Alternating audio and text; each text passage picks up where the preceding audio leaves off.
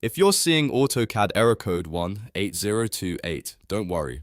This is usually a modeling operation error caused by a Boolean failure. In simple terms, AutoCAD's 3D engine, also known as ASM, cannot calculate a valid intersection or union between the solids you're trying to combine. In this video, I'll show you why this happens and walk you through the fastest ways to fix it, step by step. If this tutorial helps, please hit like, subscribe, and turn on notifications for more AutoCAD fixes just like this. First, let's understand the problem. Error 18028 usually appears when two 3D objects are too close, overlap in a strange way, or create geometry that AutoCAD cannot interpret as a clean solid. One common cause is coincident faces, where two surfaces sit exactly on top of each other. When that happens, the software can get stuck trying to find a boundary. Another cause is non-manifold geometry, which means the shape would become physically impossible. For example, two solids touching only at a single edge or vertex. A third cause is self-intersection, where the solid folds into itself or has areas so thin that the software can't define them properly. Now let's fix it.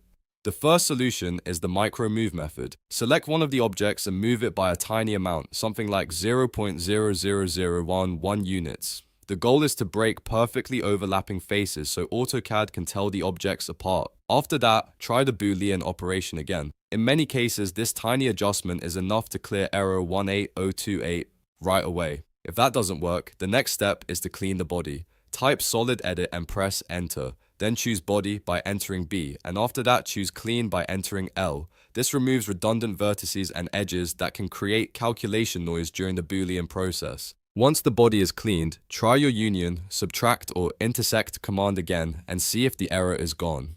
Next, check the validity of the object. Set SOLIDCHECK to 1, then run SOLIDEDIT again. Choose body, then check. AutoCAD will inspect the solid and tell you whether it's mathematically valid or if it has corruption in the geometry. If the model is invalid, you may need to rebuild that specific part instead of forcing the Boolean operation to complete. Another very effective fix is to simplify the geometry before joining the solids. If your model has complex fillets, tiny chamfers, or lots of detailed edges, delete those features temporarily and perform the Boolean operation first. Once the solids are joined successfully, you can reapply the fillets or chamfers afterward.